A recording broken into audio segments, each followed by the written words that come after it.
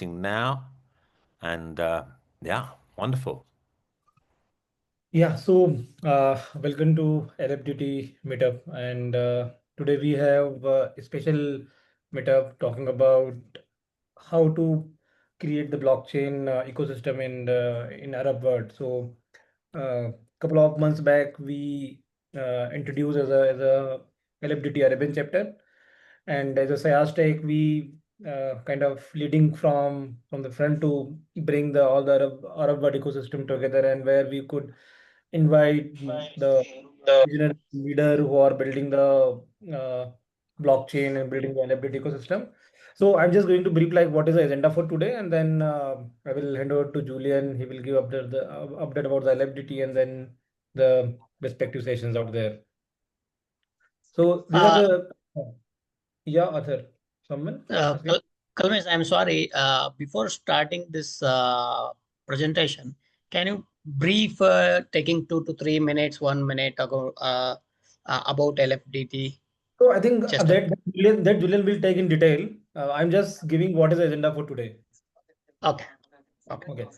So we have a presentation from Julian. He's going to update on what is LFDT and what is the ecosystem and what is LFDT Arabian chapter is going to be. And we have two special guests, Saleh from Saudi Aramco and Ashok Raj from DTCC, talking about what they are doing in their respective organization in blockchain in Arab world. And so Julian will going to give update on the what is LFDT Foundation and blockchain and what is LFDT Arabian chapter out here.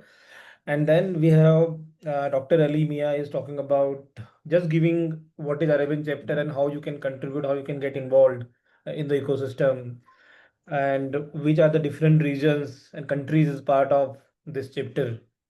And then we have Saleh. He's going to talk about blockchain as a catalyst for Aramco's digital transformation, use case and innovation, what they're doing at the Aramco. And then we have DTCC Director Ashok. He's talking about how the DTCC doing the tokenization at scale for capital markets. And then we have our own case study or what we are doing in a halal supply chain in called Amana platform from Seiyaj. So this is going to be agenda for today. I will hand over to Julian and just give the LFDT update, and then we can move to the next speakers. That way. Yeah, Julian, over to you. Thank you, Kamlesh. Hello, everybody. Can you see me?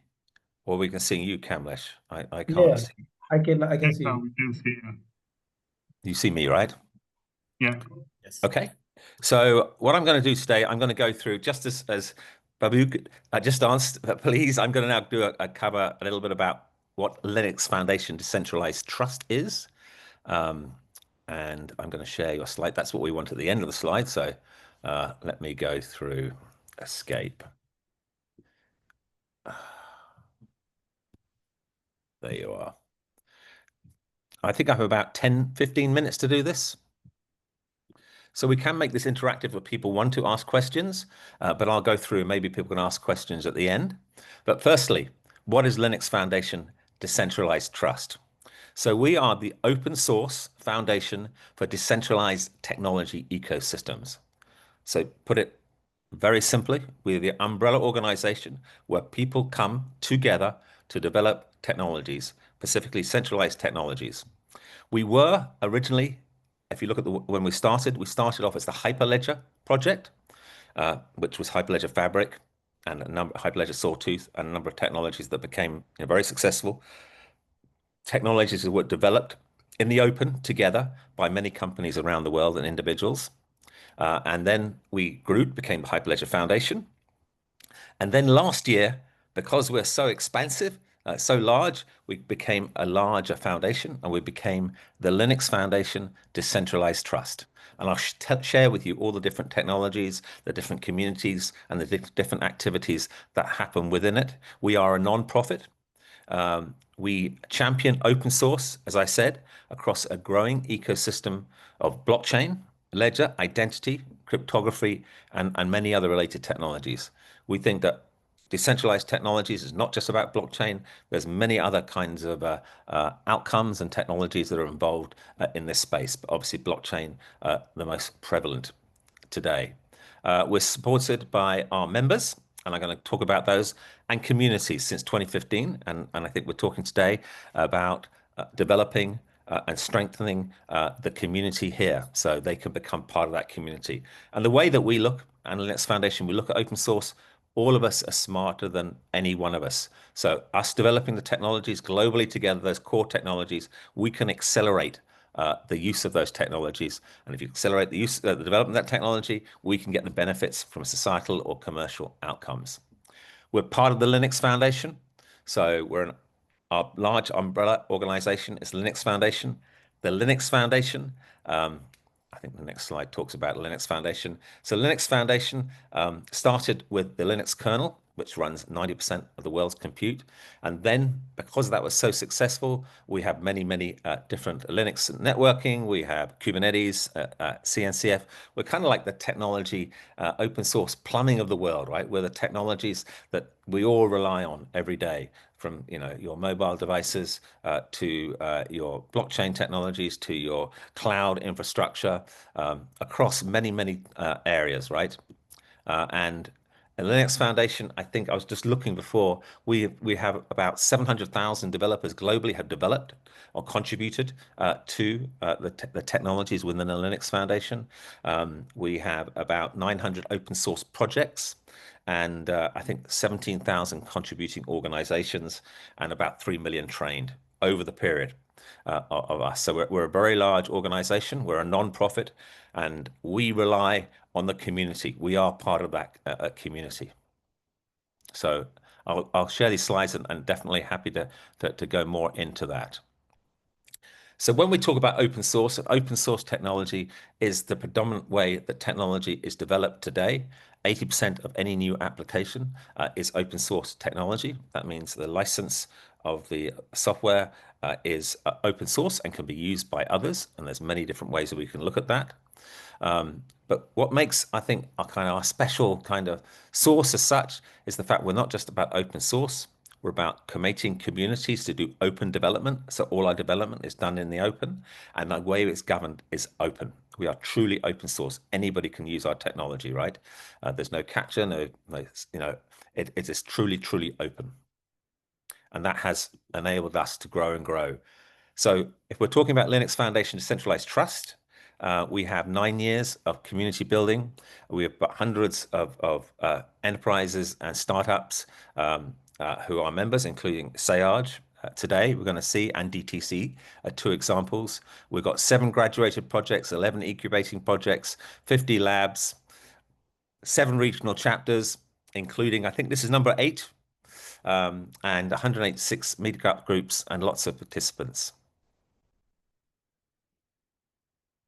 We have a diverse ecosystem. So when we're talking about decentralized technology or blockchain, we are across every different vertical domain. Today, we're going to be hearing about energy and financial services, which are 2 very large, but we also have supply chain, media entertainment, public sector, climate change. Many companies are using what we basically are developing, which is enterprise-grade technology. These are our members, and they enable us to exist. We have DTCC, Hedera, and Hitachi are Premier members, and you're going to hear from DTC today. And we have many. This is just a selection of our general members, including, you can see down here, Seiyaj. But we have from all around the world, some of the largest companies, startups, many different companies, banks, from many different industries we have, who come together to help us develop as a community this technology for the benefit of all, and also the benefit of these companies as well, right? You could have a mutual benefit and a singular benefit. And that's what open source is about. We have our associate members. So these are members who are like central banks, universities. So we have people like the Monetary Authority of Singapore, European Blockchain Association. We have a lot of Ethereum. We have the Ethereum Alliance and the Ethereum Foundation. We have central banks. many different organizations who are NPCI, for instance, in India, who have developed UPI and a bunch of different decentralized technologies as well. Yeah. So what are we developing? Well, these are the technologies, the core projects that we as an open source community are developing. So I think we're probably most famous for the ones here on the left. So if you take Besu, DTC are going to talk about an application and development that they're using Besu. Fabric is another de facto standard, and we're going to hear from Aramco. And Aramco, one of the early users, and I would say, a great case study in the development of this technology. And we're going to hear about what they're doing in Hyperledger Fabric. We also have Hero, which is Hedera's code base, Indy, which is more around decentralized identity. Heroa, which runs Cambodia's digital currencies. Cacti, Smoot. Smoot is one chain. This has just got contributed, these interoperability. We have a lot of integration tools. I'm not going to go into all this in depth, but this is all available. And that's part of the community. We'll be kind of sharing these technologies. Decentralized identity is a very big subject. Whole countries like Bhutan, I'm going to talk about British Columbia are using it. This is around using verifiable credentials. Trust over IP, actually a very interesting part at Trust over IP, which is kind of like the standards. And actually, we've got a great presentation in about 10 days' time at our Linux Foundation event in Hyderabad. We're going to be talking about using decentralized identity for AI agents, for agentic AI, right? So that is a really interesting area about trust of that. So, and then we have things around cryptography tools. Fabric, I'm not going to go into Fabric. I think most people know Fabric. This is a little bit old now, but I think it's probably even that. 38%, nearly all large top companies use it. It's used for the India rupee. It's used for many different digital currencies. It's used for supply chain. There's many companies that use it. We have many. At the moment, one of the hottest areas is things like digital currency, CBDCs. We have a whole CBDC book, which you can go have a look, which uses where our members and the central banks that we're working with are using that all around the world. But I'm not going to go into that today. But this, and obviously stable coins as well. A lot of stable coins are using Besu and other technologies. So Besu is another, I think, one of the hot areas. Besu was contributed by Consensus. It is an open source Ethereum execution client. And one of the benefits of it, it can be used in both permissioned and permissionless world around the Ethereum standards. And these, I think, are becoming the token standards, the ERC standards. So the fact it could be used in both is very well. I work with multiple banks, many banks around the world, and this is being used by many. It's become very much one of the standard things being used. So have a look at Besu. It's a market leading position. It has, as you can see here, this is at 40% here of mentions of companies surveyed, but I would suggest that the private Ethereum, most of those are also. So it's very much that's the standard. It's also used, Besu is also used in the Ethereum mainnet. So, it has to be, it's 16% of Ethereum net is now used Ethereum using Besu. It can be used across from mainnet to public permissioned. Examples, I was actually just watching CNBC yesterday, and actually they were talking about this at the Citibank. So they are using their own digital assets, the Citi tokens, and explaining how that can be used across the world, right? And many banks are using Besu for that, as well as for stable coins and other different applications. And lots of marketplaces. Here's a great example of a green bond that was issued here in Hong Kong. I think a $300 million bond, and it was issued through Besu. The fact that you're doing it on a blockchain means that it has far much visibility. You can track whether the bond, in this case, a green bond, really truly is green, and you have much more. And you also have T+0. You can also trigger through smart contracts all kinds of events in bonds. So we're seeing this whole capital market space really developed, and that's what you're going to hear about from DTC today, looking at the collateral side. Public permission networks, this is what's happening in Latin America, large public networks, and also in Europe. I'm not going to go into that today. Verifiable credentials. We're seeing a lot of work in verifiable credentials. We've got a brand new project, Credo, that just got contributed recently, which is the one which is the whole country of Bhutan. But that's the ability to have your credentials, such as university courses, or in this case, services and credentials from a government, and be able to do that without in a privacy format without going back to the original issuer. I'm not going to go into that into detail because I've only got a limited amount of time. I talked about those top projects. We also have lots of labs. There's two interesting labs. One came from a university actually in this part of the world, which I can't talk about yet, but that's there this week. And we also have another really interesting one coming out of India, which we'll probably be announcing next week. But we have about 100 different labs, some very interesting labs around privacy, around interoperability. This is a place where people can work together, develop a lab. You kind of you have to apply for it, and then you have a place that people can come together and develop technologies that they're working on. So if this is one way that if you want to contribute code, this is a way that you can do it. But ultimately, we're community driven, right? So whether you're an individual, whether you're a large company, wherever you are, it's all about all of us working together to develop this technology for our common purpose, for societal and business commercial outcomes, right, for everybody. I'm just sharing this. We'll share these slides. There's many ways you can get involved. We do have a Discord channel. So for each of those projects, each of that technology, you can go into Discord and get involved in the community immediately, right? And we have many people, and you don't have to be that technically involved. Sometimes you can help in a meetup. You know, there's many skills and sets needed to work on a community. We have 86 countries. This is our meetup group. So this is coming out of our meetups. A lot of you guys come from a lot of individuals here. Folks from here came from different countries around the world. So we have 120,000 members, and we're continually nurturing that.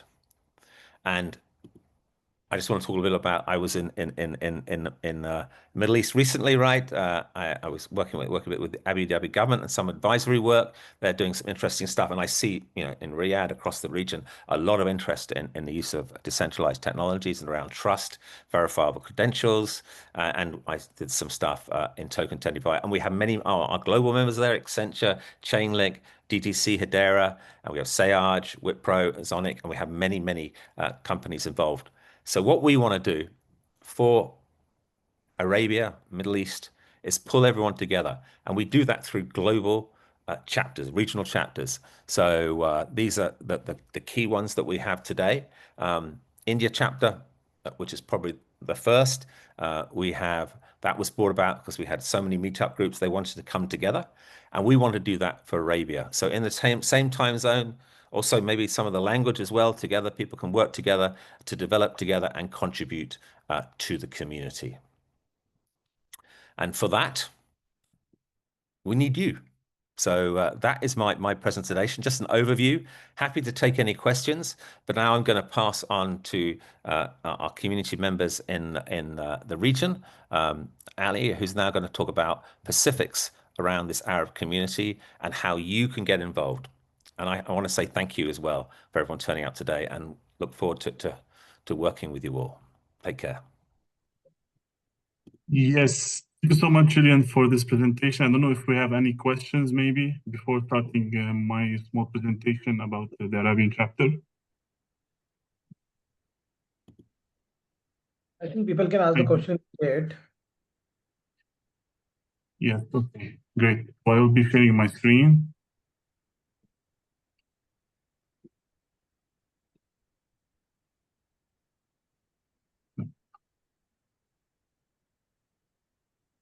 Can you see my screen? Yes, we can see it. Okay, great.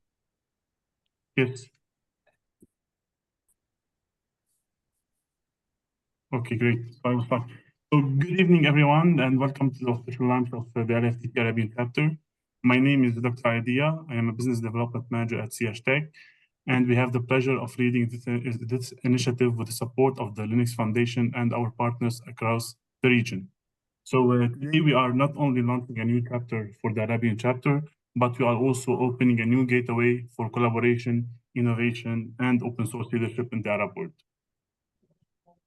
I will just do a quick introduction because I know that Julian did already this introduction about the Linux Foundation, but in let's say some small words, it is an open source home for some of the most impactful technologies in blockchain, digital identity, cryptography, and verifiable credentials. So what makes the LFDT really powerful? It's in the foundation. It's a global and diverse community unified by open source principles, transparency, and shared innovation.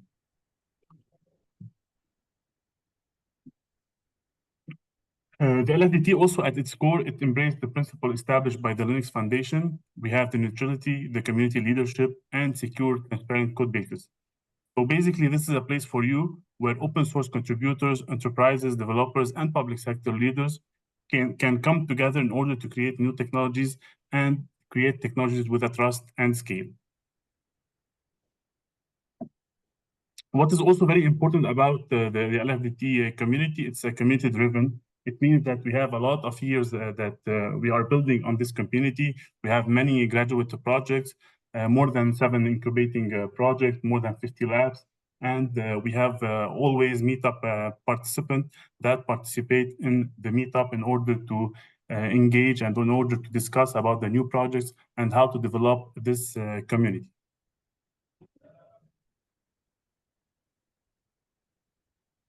So the LFDT also have a Meetup community. It means that we have more than 1,000 of participants each month that are participating in the different meetups. Not only for the Arabian chapter, we have, as Julian mentioned, we have many chapters. So you can participate in different chapters and you can participate in these different meetups in order to give new ideas and participate in the development of this LFDT community. So the goal of this meetup is really to introduce the LFDT Arabian chapter. And our goal is to build a unified vision for blockchain and decentralized trust in the Arab world. So mainly this initiative will aim to foster a vibrant, cohesive, and impactful community that drives blockchain adoption, education, and innovation across the Arabian region. So our goal is really to create a community that empowers collaboration, accelerate the adoption of decentralized technologies, and actively contributes to LFDT projects. Mainly, we have many regions that are already engaged in this LFDT Arabian chapter. We have Riyadh, Jeddah, Dammam, Beirut, Abu Dhabi, Cairo, Dubai, Kuwait, Libya, and Morocco.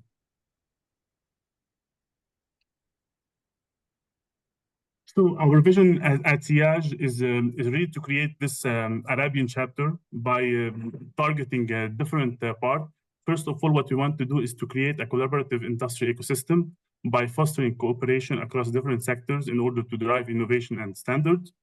What we want also to do is to create a robust community for developer engagement, and this will be done by building an active regional base of contributors and adopters. We want also to increase the public awareness and education between the different members. This will be done, of course, by raising understanding of decentralized technologies across society. And finally, what we want also to do is to integrate our Arabian chapter with the global LFDT goals by ensure alignment with the Linux Foundation Decentralized Trust initiatives. So how you can participate in the Arabian chapter, because of course your input will be will bring us to the success of this Arabian chapter. First of all, what you can do is, of course, you can propose some ideas by sharing initiatives and suggestions for the LFDT Arabian chapter.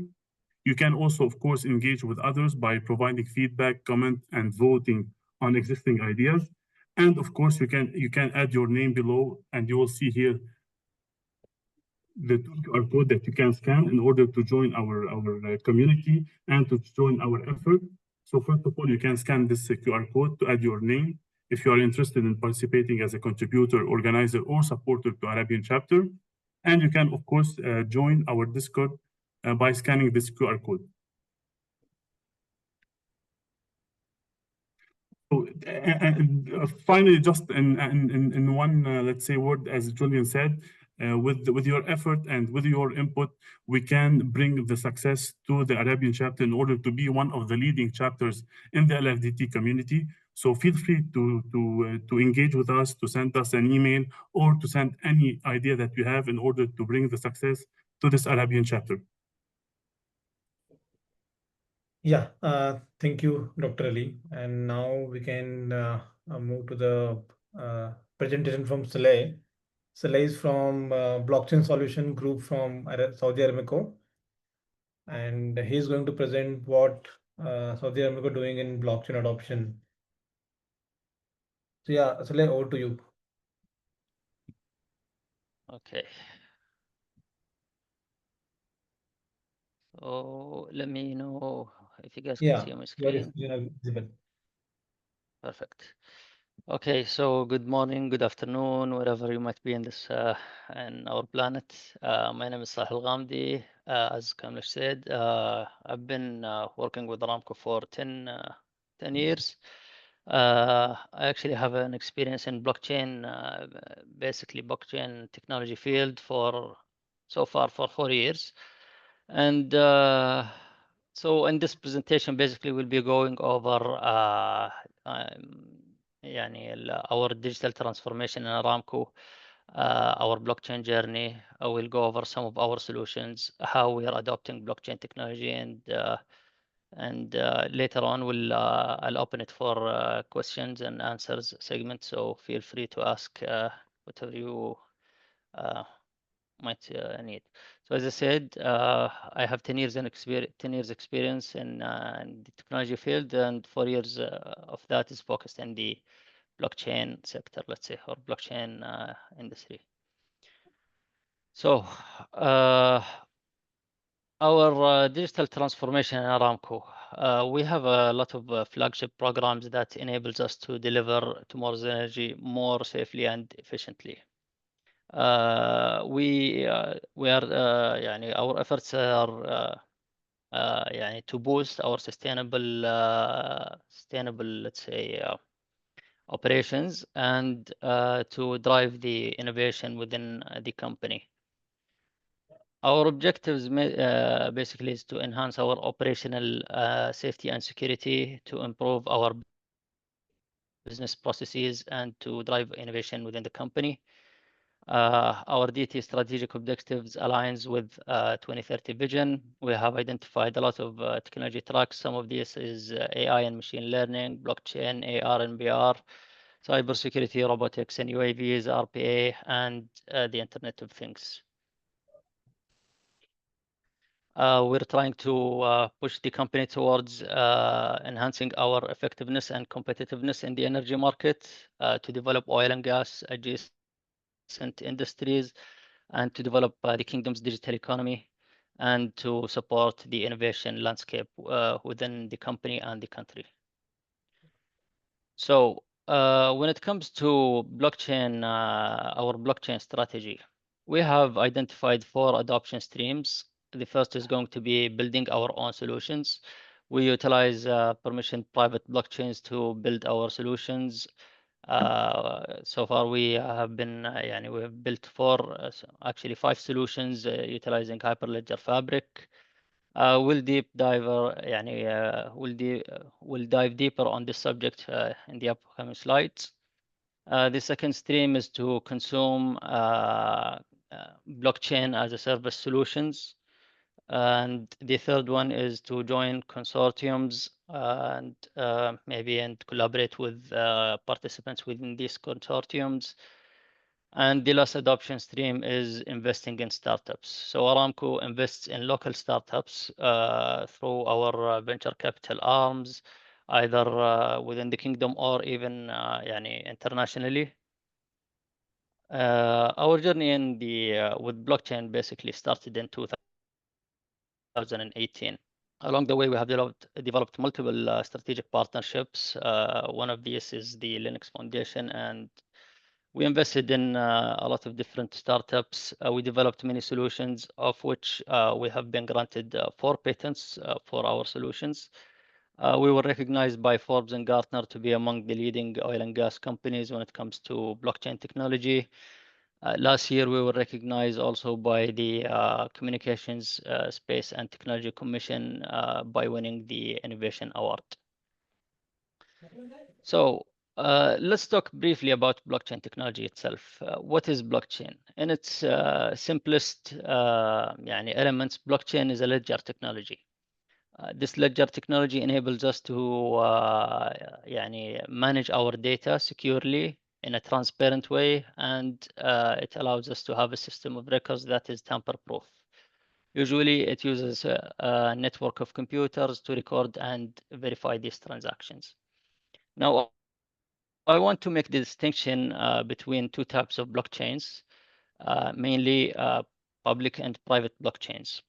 Most people are very familiar with public blockchains. Usually, public blockchains are permissionless, which means anybody can participate and join the network.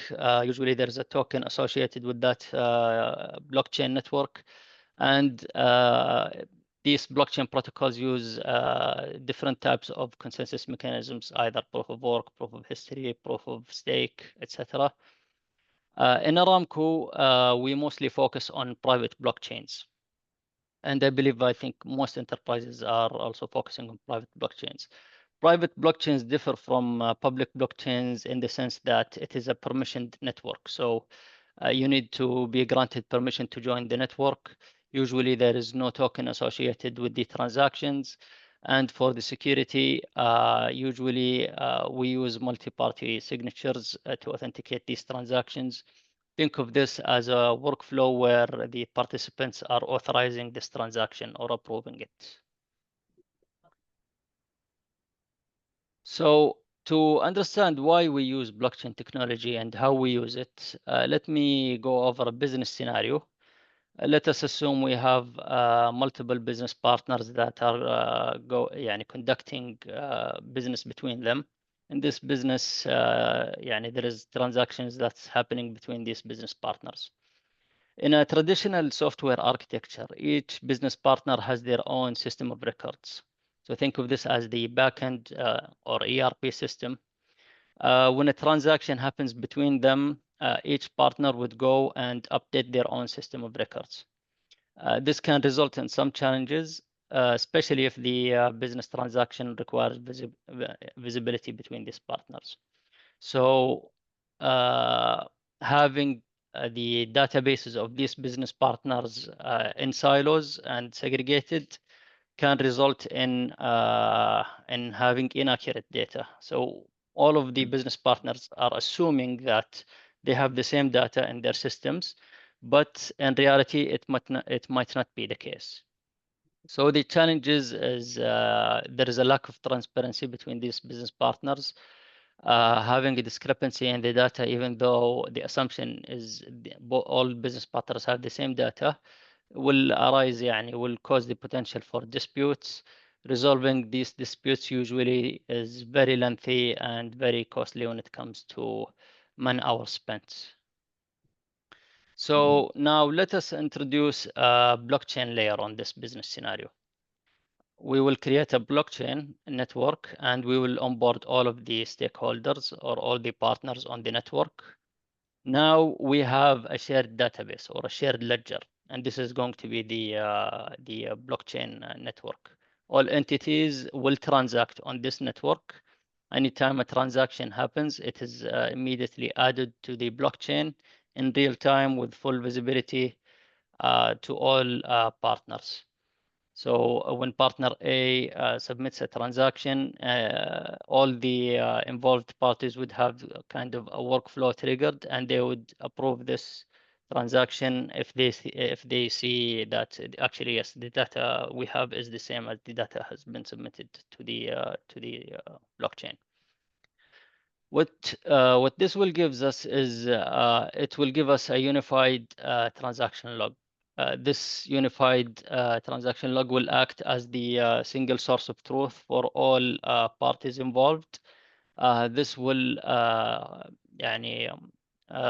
alleviate the disputes. So it will mitigate the disputes because everyone is on the same page. leading to a more efficient and optimized process.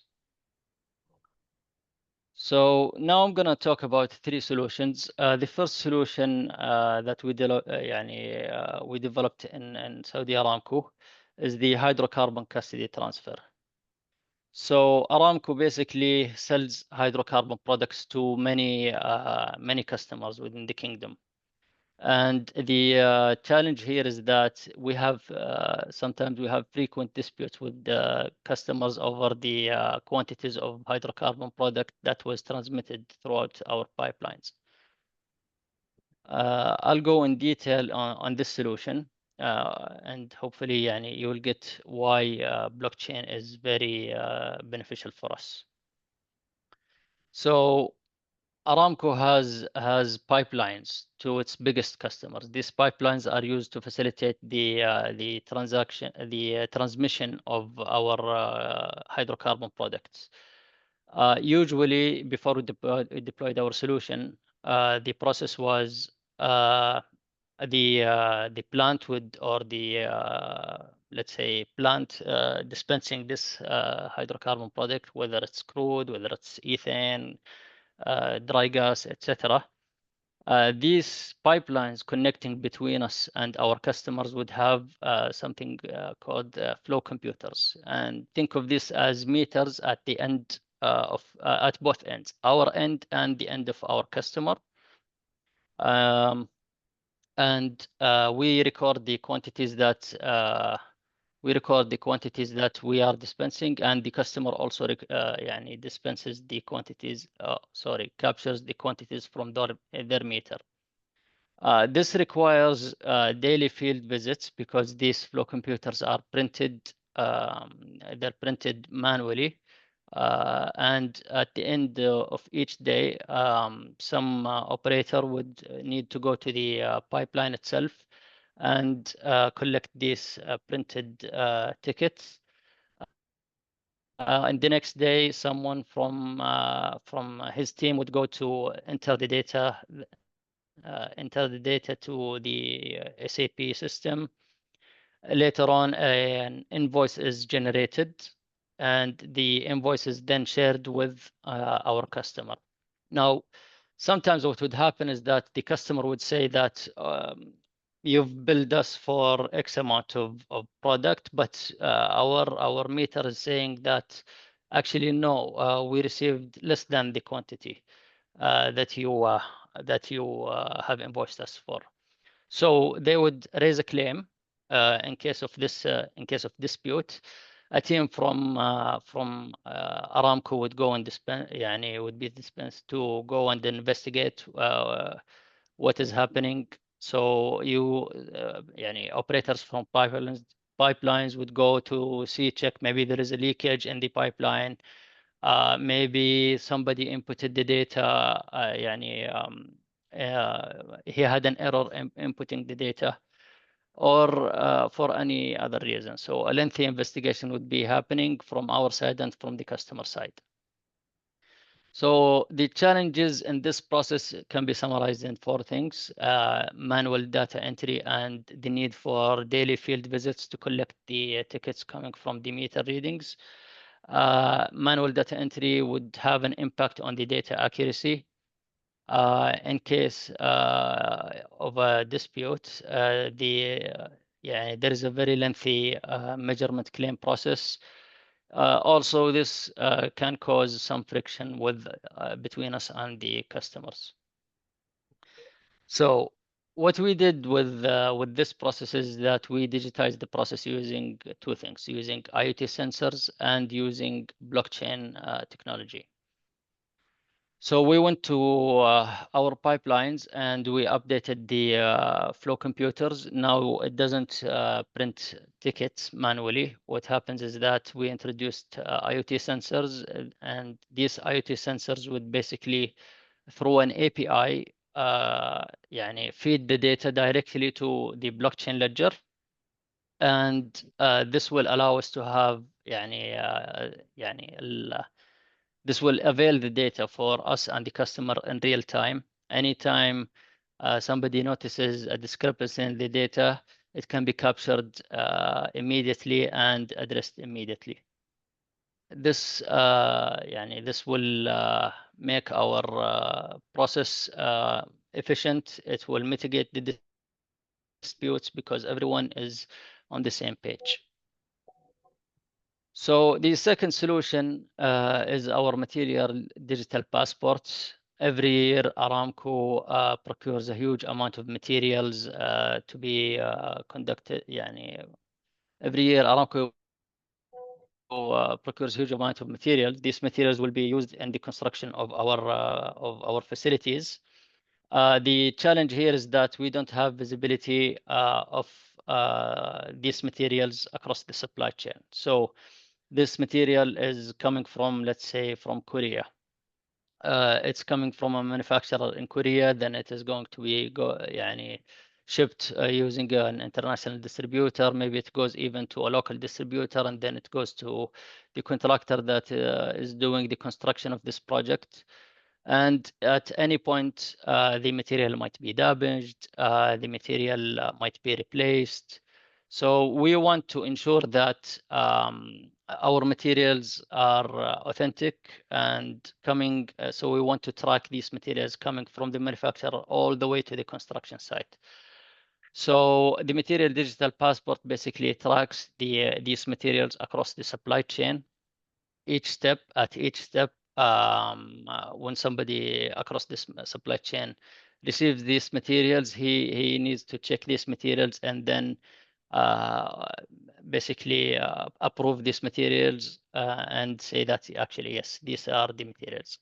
With each material coming from the manufacturer, usually there is something called a material test certificate that gives us all of the specifications of the materials, the quantity, it captures the circular economy data, how much water was used to produce these materials, how much CO2 or an estimated CO2 emission that was generated in creating these materials.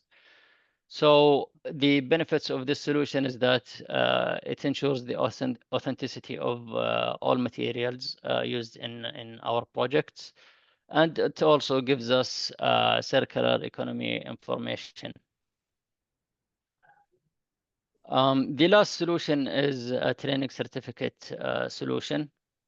Basically, the business challenge here is that contracted workers conducting works in our projects usually share their training certifications with us manually. And they do this in order to get their work permits. Sometimes Aramco catches fraudulent training certifications provided by these contractors. Now, this causes a huge risk for us because somebody might be doing a sensitive job. He claims that he took the certification and the training needed to do this job. But if he had a fraudulent certificate, this would put, this would cause a huge safety risk for us. So our solution is basically to digitize the certification process from end to end. So instead of contractors sharing with us their certification manually, what we did is that we onboarded the local training providers on a blockchain solution, and we digitized the certification process. The new basically certificates are issued through the blockchain, and it is shared directly from these training providers to anything regarding the details of this certificates through the blockchain. So all details regarding this certificate is basically captured on the blockchain. So nobody can go and change any details regarding the certificates. This eliminates the potential for fraudulent certificates, and it also enhances the efficiency of the certificate verification process. Aramco deals with approximately hundreds of thousands of contracted workers. And you can imagine the amount of time and effort needed to go and verify each certification that these contractors might have taken. So I hope that I gave you a good overview of how we use blockchain technology within our operations. And I would open the floor now for any person or any the audience basically to ask any questions. Yeah, so a question from me. So all this is running in production environment and have real users currently? Yes, yes. Okay. Yes, And these solutions are all in production for years now. okay, and all is using the permission blockchain, right? Hyperledger kind of blockchain, correct? Correct, yes. Okay. Any question from anyone? I think how are you guys implementing AI into this? Salah, I have one question. So Yes, go ahead. as a blockchain technology says that it's a public one. I mean, what the ledger is used always the public one. So if you say it is a private, I mean private blockchain, so it doesn't mean it's the non-public one. Blockchain technology, see the meaning of using blockchain technology, it doesn't mean that it is not working with the public. Not sure what you're asking. So basically, so blockchain in its essence is a distributed ledger, correct? Correct. Okay, so this distributed ledger, sometimes you want to have to have it in a private way. Sometimes it's in a public way. There is different applications of having blockchain. So some networks, for example, all of our networks are private in nature. Nobody can join the network or even get access to the network Okay. unless we It is invite him. Only Yeah, unless we invite him. authorized Aramco person can only access the blockchain. And our basically stakeholders, whether it's customers, whether it's vendors. So it is kind of, think of it as a invite only network. Okay. Okay. And one more question. Can you, for example, if you're, if you're on term, you are buying one machine from the Japan, if you're buying, consider buying machine from a Japan, and so on a FOB term, so how you can implement this blockchain technology, how it really works with this transshipment, can you please explain? Are you asking about the material digital passport? Yes, actually how the blockchain actually works for the logistics, I mean for the transportations of tracking the transportation of that your machine, vessel or a container, how it actually works, I would like to understand. Okay, so think of in your example, now you're getting a machine from Japan, correct? This Yes. machine would have kind of a certificate associated with it. If instead of having this certificate, or let's say invoice printed manually, what will happen is that it is created digitally and it has a QR code. Okay. Okay. Okay. This is done from the factory. Okay. Now, Okay. and all of the specifications of your machine is included in this certificate. Okay. Okay. Now, all the specifications and the requirement, everything will be mentioned on the smart contract. yes. Digital. And okay. Yes. And then now it is going to go over multiple, it will be handled by multiple people from Japan until it reaches you. So in business context, usually we know who's the distributor, we know who's the contractor, the local one. So we know all entities within the supply chain. So what will happen now? Imagine your machine is coming from Japan. Now there is a digital certificate associated with it. Okay. when it goes to the shipping company, let's say, the shipping company, when they receive this machine, they have access to the digital certificate, and then they go and say, actually, yes, all of the specifications of this machine is compliant with one small question in between. You mean to say the who all are in contact with the machine logistics company supply chain? For example, you are in a Saudi Arabia. Saudi Arabia is buying from the Japan, and the Japan company who is shipping the machine, they should have the blockchain technology access, and the logistics company of Japan should have. And if you're in Saudi Arabia, your logistics company also should have the access to your blockchain, right? Exactly, yes. So they might not even know it's blockchain. So what they see is a portal, and in this portal they go and say, okay, yes, now we're handling this shipment. This shipment specification is X, Y, and Z. When it's moving from one hand to hand, he needs to go and check if the specifications basically in the digital passport is the same as the specifications of the product that he has in hand, and he makes sure it's not also damaged. So this way you can track across the supply chain. So if the product is changed, you can identify exactly where it happened in the supply chain, or if the damage happened, you know exactly where it happened in the supply chain. Okay, so let's do question from chat. Then I will go to Dr. Ali for the presentation. So one question: are you using ZK proof for storing certificate, or is a normal raw data on the chain? And another question, like, do you have any kind of estimation, like savings or the maybe benefit in numbers of the using the certification process on blockchain? Okay, sure. So for the ZK proofs, no, we usually use something called proof of authority.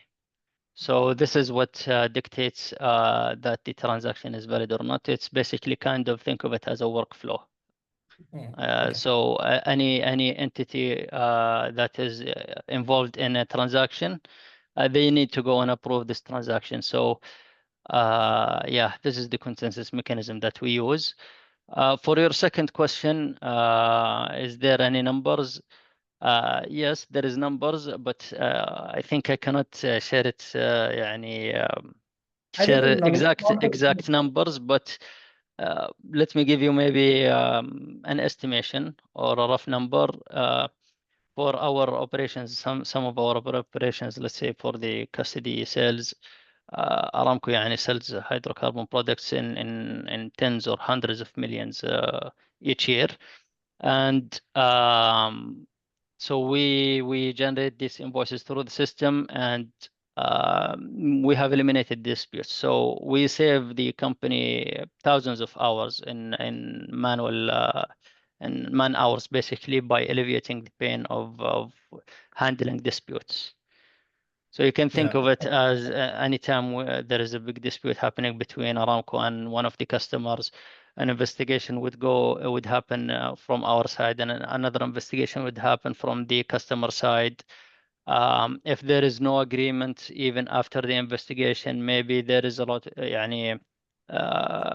let's say a lawsuit happening, and this would cost a lot of legal fees. And so, yeah, you remove all of that by having all of the stakeholders on the same page. Yeah. So thank you, Salim, for joining, and it's great insight and knowing the adoption at this scale. Thank you. My pleasure. Yeah. So now we can go to the Dr. Ali because he need to go to airport, and then we can go to the Ashok Raj later. So yeah, Ali, over to you. Yeah. Thank you very much. Hello, everyone. Thank you for being here in this webinar. Let me share my screen.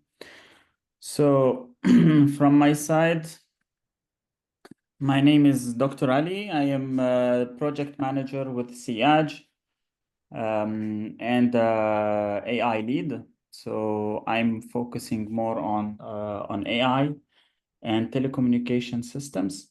My PhD was in telecom, and then I moved toward software development with AI and Gen AI.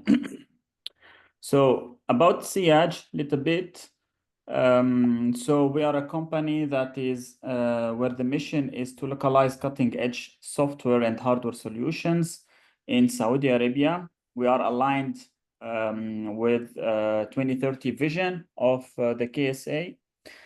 And then our team, we have technologists, strategists, and also we have a PhD level and engineers that are working in cutting edge solution. And so for this webinar that is focusing on blockchain and Hyperledger, we picked up one solution that we are working on. But before going that, I just want to mention that with Seiyaj Tech, we have some project around blockchain, about AI, quantum computing, and also IoT. So IoT can tackle different sectors from logistics to healthcare to Industry 4.0. AI solution for automation, for predictive maintenance, and recently generative AI, like about optimizing the deployment of large language models. And mainly blockchain, there is several work. So today we are together also to in this webinar to talk about the Arabian chapter and the contribution here, but also we have the technical side where we get benefit from this expertise, this area of expertise. So as an example, we have the solution that we are developing called Amana. It's a digital infrastructure for halal integrity. So Amana platform, it's a single platform that can how to say, make a relation between different stakeholders from farm to consumers, going through governmental entities that can provide certifications of halal, consumer who can use QR codes to verify all the step of the animal or the meat they are buying since the born, check all information regarding health status and other stuff. So why Amana? Because in the traditional way, the inspection is done by hand, by paper. It's inconsistent. So only when there is someone who is doing the inspection, here we are looking about what is the situation, but between each inspection, we don't know what's happening. And especially that for halal compliance, there is a specific a way of doing the slaughtering also to be halal certified that should be applied for each animal. And also another problem is that when we have a piece of meat that is arriving to the consumer and it is in bad situation, we don't know who to blame. Is it the transporter or the farmer or the slaughterhouse? So there is a lack of transparency, and also on top of that, for halal certification, you might see varied certification standards between different countries, between Islamic parties. So basically, there is different opinion here, and the standardization for halal might vary between a country and another, as well as logistic traceability, also to check what is the status of transportation. But with Amana, there is a platform that is using AI and IoT to do automated monitoring, no need for human intervention. We will be using blockchain technology for records also, so to have traceability for each event that is automatically registered. It will be compatible with any certification standard that is directly embedded in the system. And it's a solution that is flexible to be integrated with any slaughterhouse. So no need to have 4.0 slaughterhouse kind of, or automated, even traditional slaughterhouse. Amana can be integrated there. And also we have the cold chain tracking for the transportation. So the main technology building block for Amana are three. So we have blockchain that is used for integrity to register all the events in a way that we cannot change it. The events are automatically captured and registered using AI and IoT. So we have embedded computer vision in our IoT, but not only computer vision, there is also analysis of signals and measurements that we might take from different sensors. And also using unclonable QR code for verification. So the QR code will simplify the access to the information for the consumer, but also an important part is to be unclonable, so no one can modify this QR code or generate something similar to it.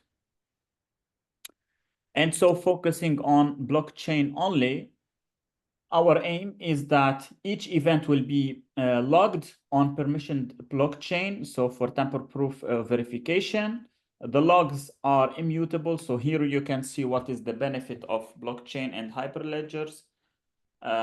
So we will have real-time data capture that are registered with timestamp in the blockchain.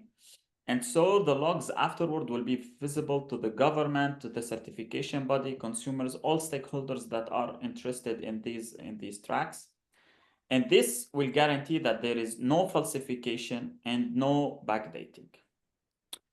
So this is it from my side. I make it simple just to provide a proof of concept or an example about how we are using this technology in our business model. Yeah. Thank you, Ali. Yeah. So now we can, any question for Ali? Then we can go for Ashok.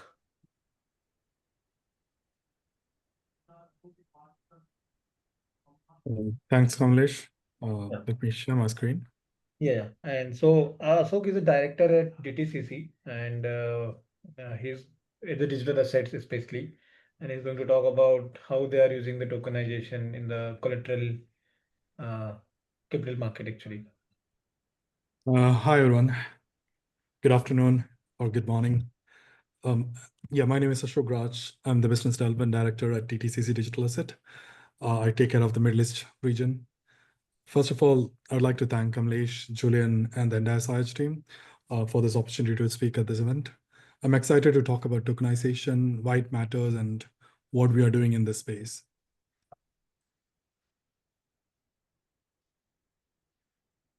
So let me start by a short intro about who we are. So DTCC is the backbone of US securities market. We handle clearing and settlement for almost every trade that happen in the US. We are the largest central securities depository. We have close to 100 trillion worth of assets in our ledger. And we have 2 clearing houses. These are the main clearing house in the US. Just for an understanding, in last year, we did process 3.7 quadrillion transaction. If you're wondering, 1 quadrillion has 15 zero. So it's a big institute that take care of the US capital market. Digital Asset team is the newest member to the DTCC family, and tokenization is one of our key focus area. So what is tokenization? Tokenization is a process of creating a digital representation of an asset on chain. This asset could be something physical, something like real estate, something gold, or a mining equipment, or it could be financial instrument like bond, equities, or fund, or it could be something intangible altogether like a carbon credit. There are 3 features for tokenization. So the first one is programmability. So with smart contracts, you can model a behavior of an instrument, or you can create an application like a trading platform, which interact with this particular asset. You can think of smart contracts as Lego building blocks. You can combine these building blocks or combine these Lego blocks to build some higher order application like trading or collateral management or sec lending or any kind of protocols, right, in financial systems. And finally, there is also transparency. So it's a blockchain, so it's completely transparent. There is always a single source of truth. Everybody is looking at the same information. So there is no need for reconciling. So what does these features translate, or like how does these features translate to benefit? So the first benefit which I would like to focus on is like fractional ownership. The idea that like multiple people can own the same unit of an asset in small portions or small fraction. This is well aligned with like financial inclusivity targets or financial inclusivity goals for Vision 2030 in the Arab world. But what it really means is like with fractional ownership, you are democratizing asset ownership, especially for high ticket items, which means you can unlock new investor base. So you have a broader investor base now compared to like instead of like working only with accredited investors, now you can work with smaller investors. When you look at capital markets, the main goal of capital market is to enable like continuous flow of capital, but at the same time improve capital allocation. Blockchain is always on, which means you can trade and settle 24/7. People don't really understand like the aspect of 24/7 because right now the trading is around like 8 hours a day or 9 hours a day. So by going 24/7, the availability is becoming like fourfold, which is huge. Which means like you have like continuous liquidity and continuous, like easy capital flow and continuous access. Since you have single source of truth now, you have fewer reconciliation. You don't have to go back, check like if somebody made a human error, if there was any fat finger mistakes. So now the operation could be much faster and cheaper. You can have a true DVP. That means you can have true delivery versus payment in an atomic way, where delivery and payment happens on the same transaction, which means you don't have any counterparty risk. You don't have to worry like you delivered and the other person didn't pay it. So it's more secure and there is risk-free settlement.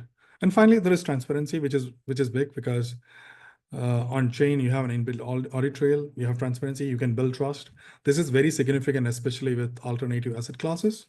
Think private credits, private equity, all these asset classes. It's a bit opaque right now, but with more transparency, investor has more visibility into what they're investing into, right? But even though tokenization has been there and we know all these obvious benefits, the adoption has been quite slow. So why is that adoption slow? So if you look at the market, it's quite fragmented. We have a lot of major institutes. It's great that they are investing time and money on exploring different blockchain technologies, but it's happening in silos. There is lack of collaboration. And if you look at smaller and mid-size firms, they don't have the resources to do these kind of experimentation, and they are kind of lagging behind. So if you want to scale tokenization, we need to bring everybody to some sort of same level playing field, and we need more collaboration. We need to have more development together. And second point is like investor confidence. Like if you look at institutional investor, the traditional asset classes like traditional bonds or traditional equity, investors know about it. Investors understand the behavior. But when you think about tokenized asset class, it's a little bit new, and there are so many areas which investor completely doesn't understand. They're worried about like what happens if my asset gets stolen, because they hear about a lot of crypto hacks, bridge hacks, and also like social engineering hacks that are happening around. So and also like investor doesn't know like whom they can trade with. So compliance is a big part which need to be figured out for the investor to trust in these kind of asset classes. So you need to have like on-chain KYC, on-chain AML. You'll need on-chain sanctioning. Otherwise, it's very difficult to like adopt tokenization. If you look at data tools for traditional asset classes, there are so many data tools which kind of give you a lot of understanding about like the underlying asset, like the behavior of the asset. You can look into the volume of the asset getting traded. And also like think about, and the main benefit, just give me a moment. I just need to clear that.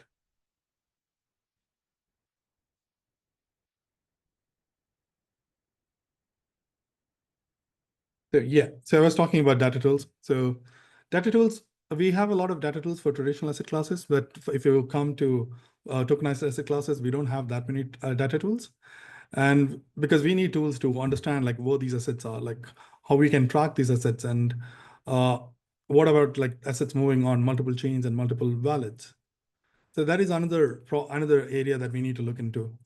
Then legal clarity has been improving. So if you look at Middle East, it has been improving for quite a while. The ESCA, SAMA, ADGM, TFSA, VARA, they have been issuing regulations and playbooks for tokenized securities, which is very great. At the same time, now in the US, that option is gaining a lot of momentum with Genius Act getting passed and Clarity Act in the process. So this is really great, and this is the right time now. But integration challenges are still there. Institutes or banks are more familiar with Web2 integration, but not with Web3 or wallet integration. So integration challenges are still there. So we need to figure that out. And people are also worried about like whether they need to train their operation teams again. And if they need to train, like what do they need to train for each chain or each blockchain? So there are so many questions which need to be answered. And these are like practical challenges, right? And then there is a final question, right? Like once you have tokens, what do you do with it? What is after tokenization? If you look at traditional, again, let's compare with traditional asset classes, right? If an institutional investor is investing in a bond or in a treasury, he is not going to hold it for the complete life cycle of the asset. He's going to pledge it and take some cash out, or he's going to use it as a collateral in one of the derivative agreement he has. So there is a lot of use for asset, and these applications are already out there in traditional market. So it's important we bring those workflows on chain as well. Then only there is utility for these tokens. So we at DTCC, we are thinking about these challenges quite seriously. We have defined a two-pronged approach. One is a customer-focused approach, and the other one is an industry-focused approach. We want to help our customers bring digital products to market. We want to help them bring to market in a fast manner. So we have, like 3 products, and also like we have a collaboration environment.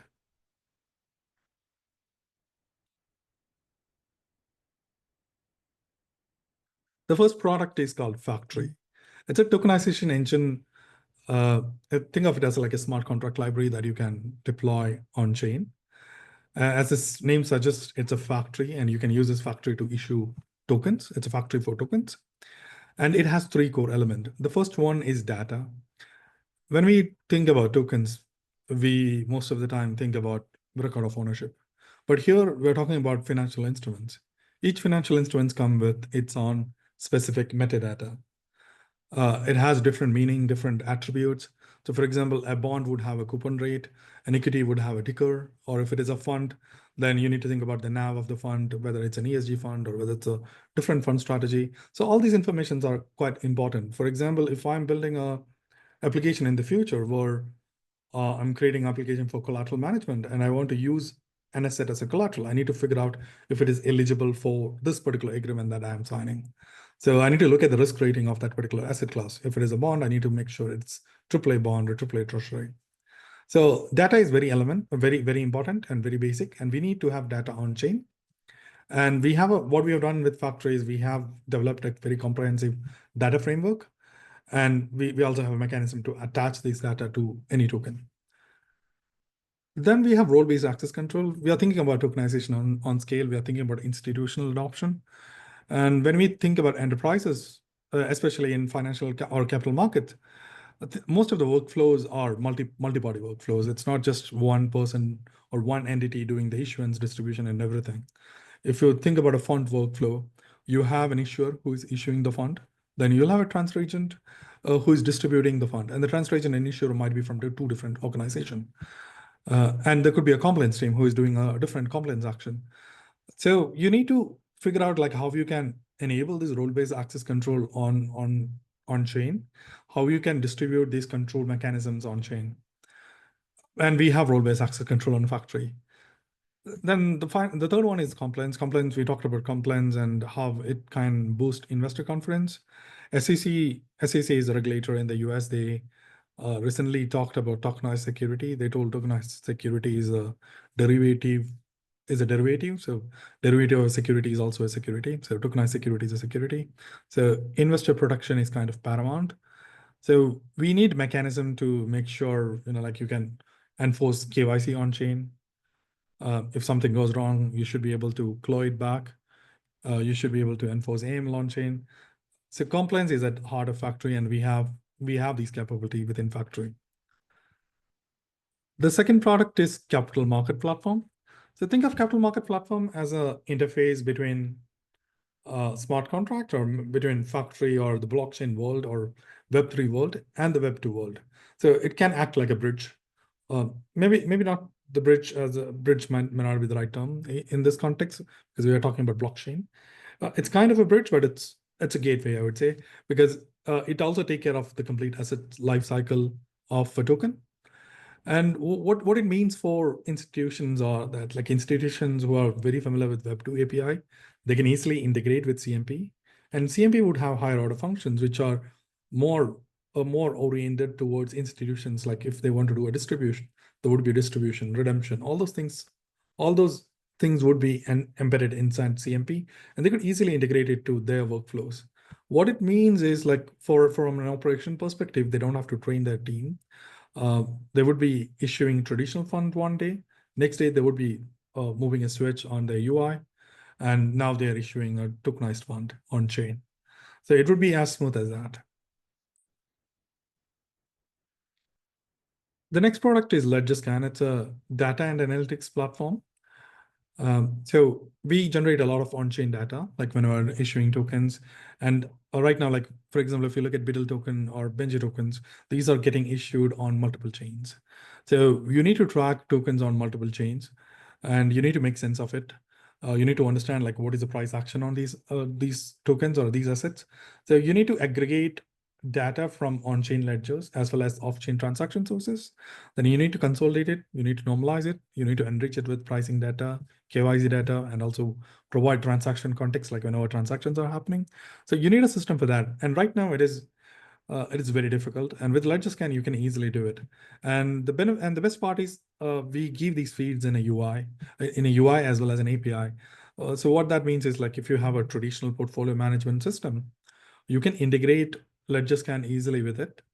Then after that, you would have one place to look at your traditional asset classes as well as your digital asset classes. And at the same time, you can track, tokens movements across multiple wallets, across multiple chain. This is really a game changer, actually. And finally, we have Launchpad. We talked about, like fragmented market and different organizations being at different pace, a different level at their learning. So Launchpad is essentially a sandbox environment. We are offering like two versions. So one is a client Launchpad where clients can come on board. They can so there is already a on-chain network running for them.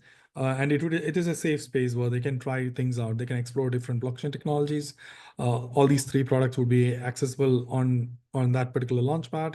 And you can also bring your own products, so you can develop your own software and add into that Launchpad and explore things. So it's a safe environment for experimentation, exploration, and learning. Then we have the industry Launchpad. So this is more industry focused and more aligned with what we are doing with the industry. So it could be a production industry project where there would be more collaboration, there would be more entities coming in, more participants coming in, and it's more focused on industry utility.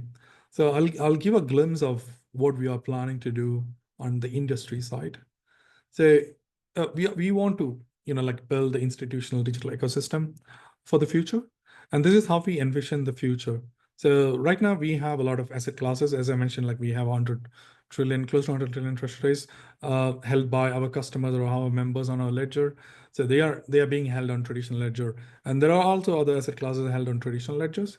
So if we want to offer our customers an option where they could convert their position from a traditional ledger to a blockchain ledger. So for that, we want to create a conversion service. And we already created the conversion service for an experiment we did last April. So the idea is, right now we are working on Ethereum Besu, Hyperledger Besu. It's because it's EVM compatible, so we are running private DLTs, and it could be done. This could be done easily extended to private public DLT, public chains as well.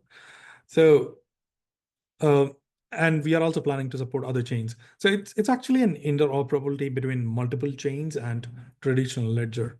And the whole stack, we are building it using our technology, like which I explained earlier.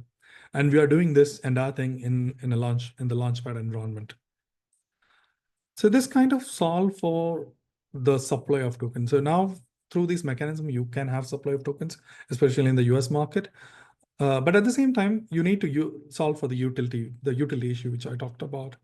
So what we are planning to do is on top of this, we want to build different institutional app chain. Each app chain would take care of different use cases. So collateral could be one use case.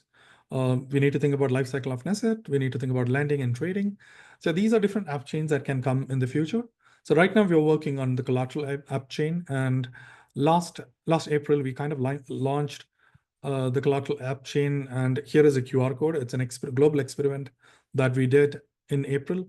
Right now, we are working on hardening this collateral experiment so that we can bring it to market.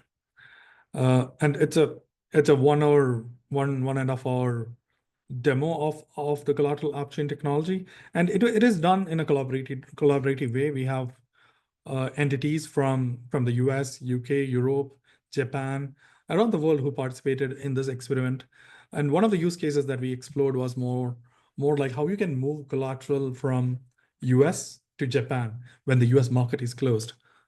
So these kind of use cases are not possible in traditional system now because when the market is closed, you don't have access to the assets that are locked in that region or assets that are in the inventory in that region, so you can't move it.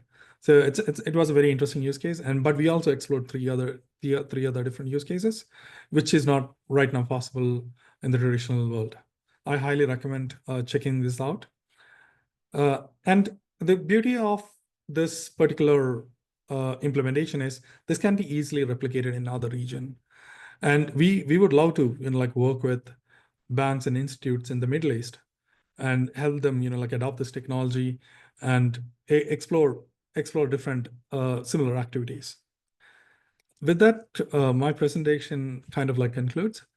Thank you for listening. And if you have any questions or if you want to just reach out, please, or say hi. This is my LinkedIn. Please connect with me. And yeah, that's it from my side. Thank you. Yeah. Thank you, Ashok. So any question you can ask in the Any questions? Yeah. I don't know whether this question is there links for docs or repos that we can visit to understand the contract architecture and requirements. No, I don't think so. Right now there is no link, but I can share it in the Meetup group. I think we have the Meetup registration, right? So I can send it to you, Kamlesh, then we can share it. Sure. So any more question from anyone? I have one more question. Yeah. Is it possible to integrate programmatically with the Composer X layer of your system? So if I were putting together different indexes of different tokenized assets, would I be able to integrate with your system to use your tokenized assets to build parts of the indexes? So there are a couple of things here, right?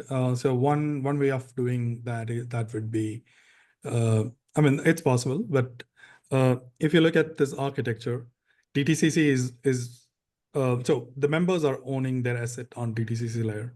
So if you're thinking the US market, just looking at the US market, so if a member need to do it, then the member need to tokenize those assets. Then once the tokenized assets are there, what you could do is you could interact with those tokenized assets. So if you have a protocol which is going to create that index, and that index is going to buy this particular assets, right? So these assets would be on chain. So you need to partner with some of our members, and the members need to tokenize it. And the tokenized asset could be moved to a ledger. It could be on a private ledger, or it could be on a public ledger. Then depending on where your application is, that application could compose with those tokens and put those inside a basket. But the trading element, again, that need to be implemented, because that is where these utilities would come in, right? So you need the trading element so that you could collect it from them. Then you need your custodian who will capture it in the basket. Then based on that, you could issue it.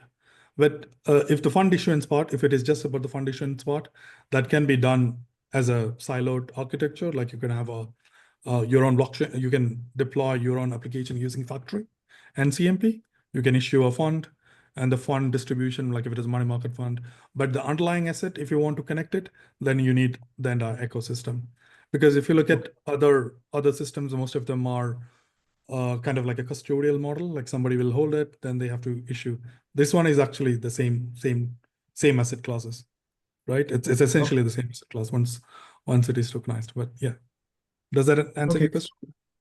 Yeah, absolutely. So not dissimilar from, say Ondo or BlackRock's.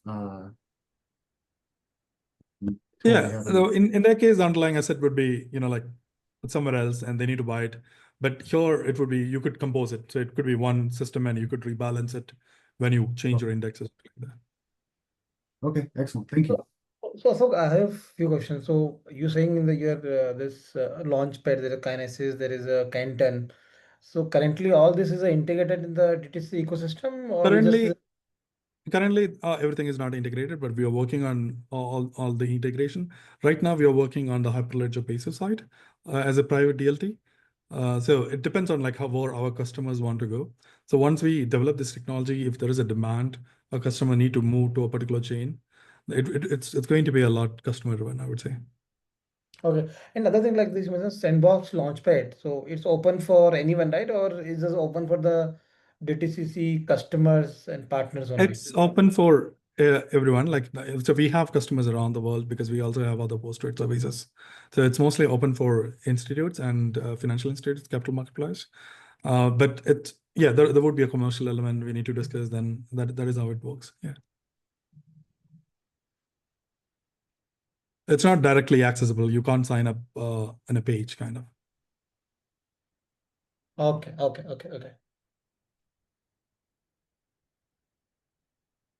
Okay, yeah, fine.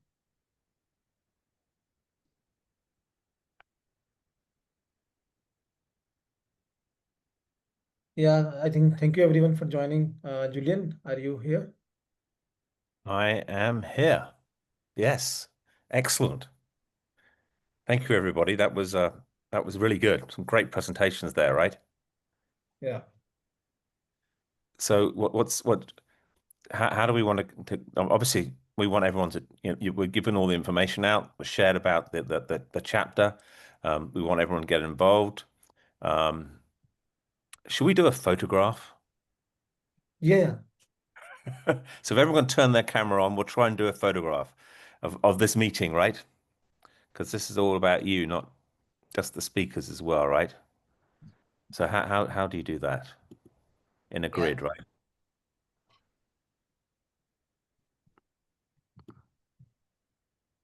There you are. That's Arabic word. Yes, everyone has to smile. It's part of the social contract. Legion Beach, I think. Legion Beach. So you taking snapshots there, are you, Kamlesh? Yeah. So everyone could turn their camera on. You don't have to, actually. It's not obliged. And there you are. And I think, yes. How come Zoom doesn't make this a basic function? Yes. Mr. Ali Dia is in beach. Oh, I'm using a snap. Are you taking pictures as well, Kamlesh? Okay. This is the final shot. So everyone on the count of three, smile. 1, 2, 3, cheese. Cheese. Yeah.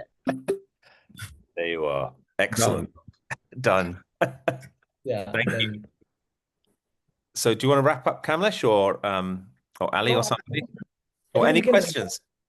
Yeah, any questions you can reach out, and I think I invite people to join this Arabian chapter, and even who are willing to support and who are willing to contribute, whether it's a working group, whether want to host the meetups or want to conduct the weekly meetings. So we want to lead this Arabian chapter, and you are welcome to join this meetings. And in future, we can also plan such meetups in maybe every quarter at least. Yeah, and you've got the links. I think we'll send stuff out, right? And on LinkedIn, also connect with us on LinkedIn. And yeah, let's start communicating. Yeah. Excellent. Any last questions or comments? Yeah, just Sorry. one more. Yeah. That was one on my side. I think I saw it also in the chat. Would you be able to share the recording among the members? So Yeah. So this recording will go out on YouTube, available to everybody. right. So Okay. we'll put it on our YouTube channel. We normally record YouTube live, but it didn't happen today. But yeah, it'll be out there, and we can share the. Maybe we'll create something in our wiki to share all the slides as well. That would be great. Yeah, it's a pleasure. Okay, Any- one comment. Great session. I enjoyed. Got a lot of information. So I request you to frequently 15 days, 1 month, it should be repeated. Yeah. And Mr. Raj and Mr. Raj Ashok, I understand very well.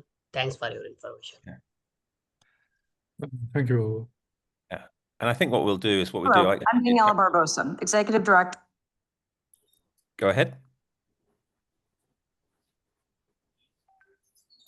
Yeah, go ahead.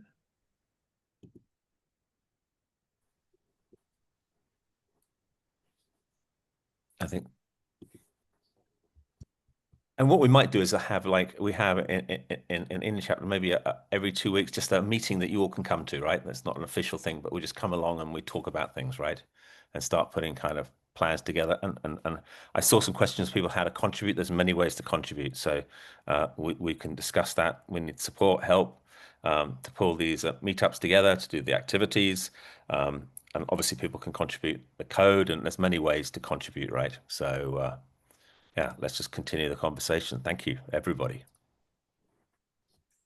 Okay, thank you, Mr. Zuban. Okay. Yeah, we can drop Okay. on. We'll call it a wrap. Thank you, everybody. Take care. Welcome. Thank you. Rest of your day. Thank you. You can, Bye.